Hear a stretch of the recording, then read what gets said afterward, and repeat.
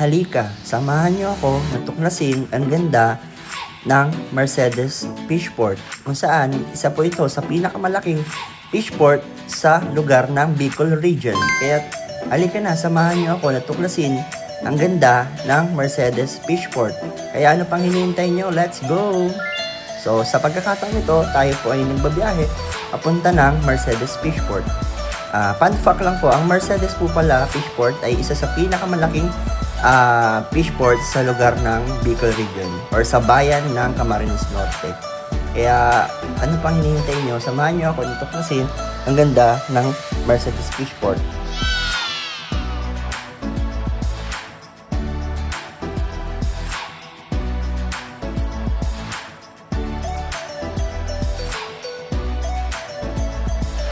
Sa pagkakataong po ito ay papunta po ako ngayon dahil mamimili po tayo ng ating lulutuing isda sa pananghalian natin, mga kapabakal natin dyan.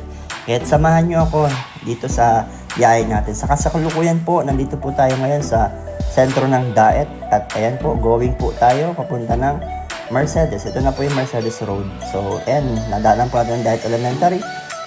Shout out po sa mga taga Daet Elementary dyan, mga teachers, student, lahat. At ito po, Mabini College, kung saan ito po ay pinakamaganda rin na school dito sa Daet Camarines Norte or college. Kaya shout out din sa mga taga Mabini dyan.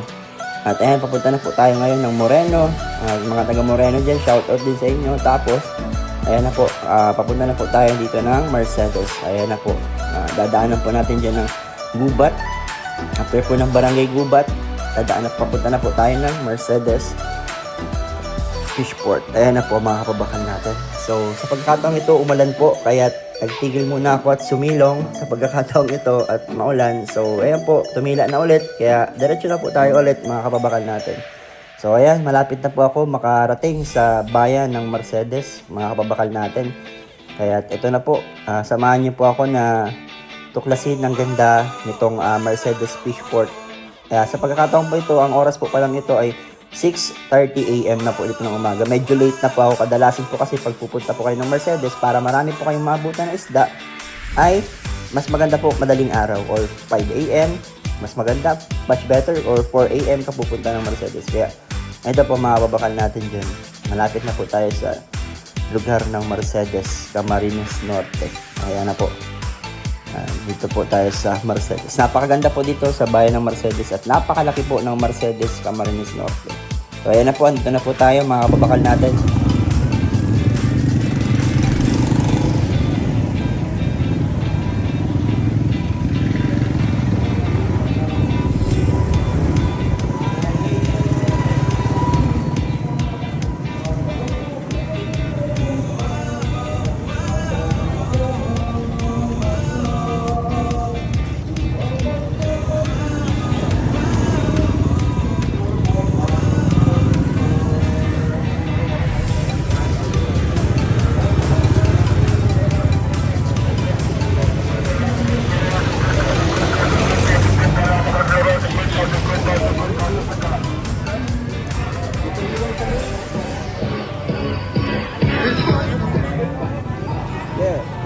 Yeah.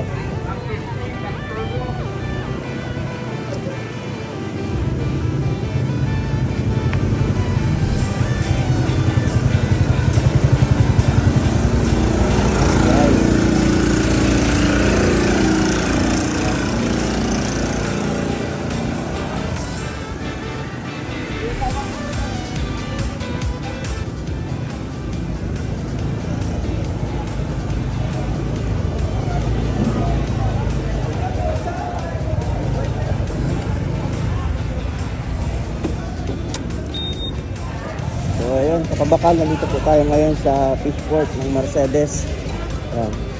Kung saan matatagpuan po ito po sa isa sa pinakamalaking bagsakan ng isda sa buong Kabikulan na kabakal natin po. Kaya samahan niyo po ako na magnamili ng mga isda dito. Let's go!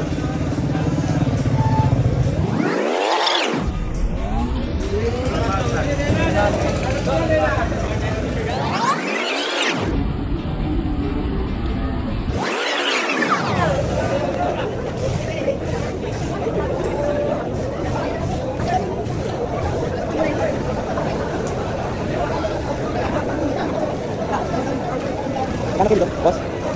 Boss, nakakapit dito. Okay, okay. Tutok lang. Sabi dito.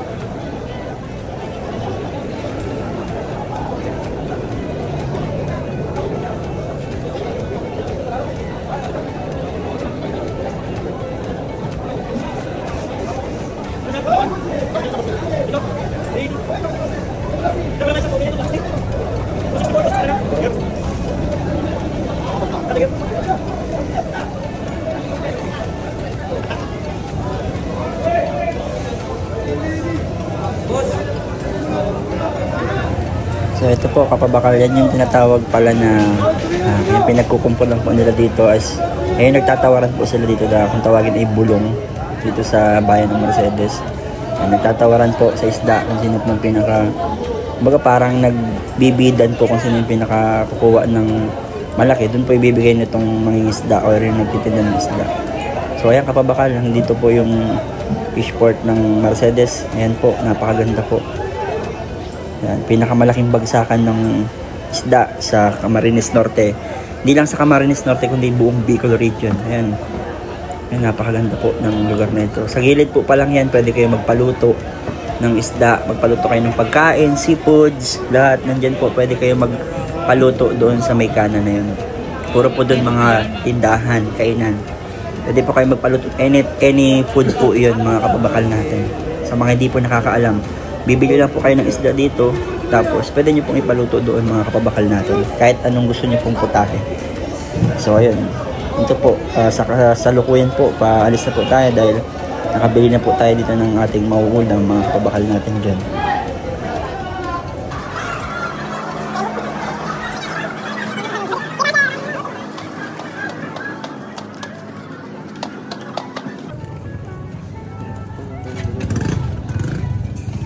Ito na po ang ating nabili. Pang tanghalian lang.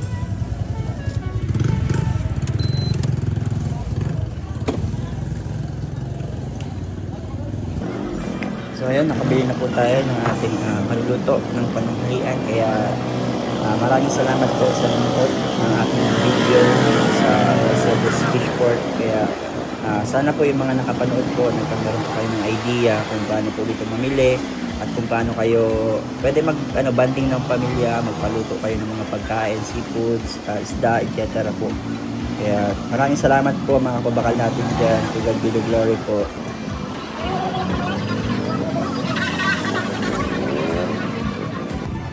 So ayan kapabakal, maraming salamat po sa inyong panunood. Mga kapabakal natin dyan. Tapos na po tayo sa ating content.